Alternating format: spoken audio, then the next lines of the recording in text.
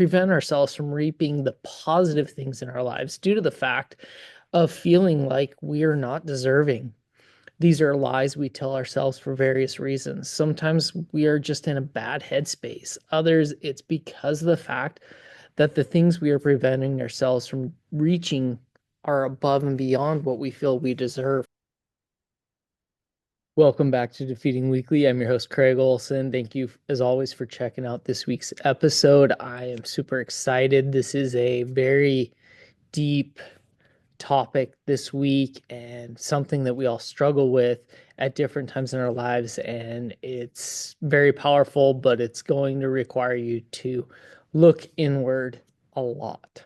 And so this week's topic is lies we tell ourselves. I'm not good at this.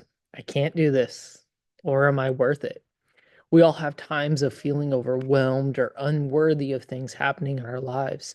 We feel that we shouldn't have the things we have or prevent ourselves from reaping the positive things in our lives due to the fact of feeling like we are not deserving. These are lies we tell ourselves for various reasons. Sometimes we are just in a bad headspace. Others, it's because of the fact that the things we are preventing ourselves from reaching are above and beyond what we feel we deserve. For me, I've went through this space many times in my life, from the blessings I received with my family to having the ability to do something I enjoy. I've had these thoughts many times in my life. There have also been many times when I have prevented myself from reaching my true potential because I put myself in a box of what I'm capable of. Tasha shared with me on numerous times how I sell myself short. I say things like, I can't do that. I'm not qualified for that position, or even I'm simply not good enough. However, with her continued pushing and support in believing in myself and trying new things, I've been able to make some gains.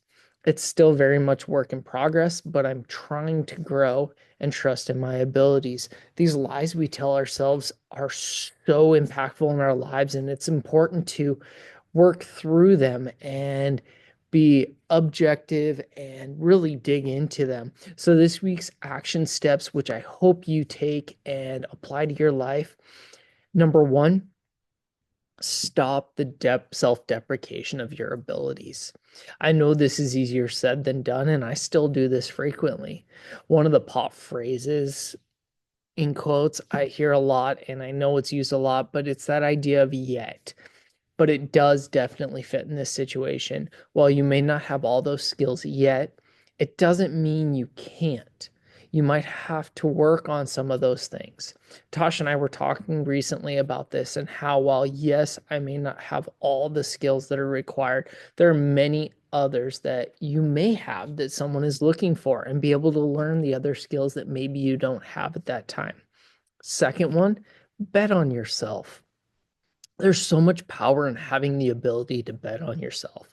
The confidence in your abilities without sounding conceited or overconfident can be so powerful as a tool to help you. Employers and possible clients recognize that and will be more willing to stick their necks out for you if you are showing this and you have that confidence in yourself. Just be careful with that idea and not coming across as really sounding conceited or way overconfident in your abilities. So there's that balance there. And then the third one, as always, find a trusted person who you are able to have those tough conversations with, who's willing to call things out to you. Honestly, these are conversations that are not always fun, but the benefits can be amazing. Even with Tasha, I've struggled with these conversations as seeing these truths that we don't always see, or we do see, but the ramifications of acknowledging them and really understanding them makes us feel uncomfortable. Give yourself grace with these and be willing to share. You will honestly think over what they are saying.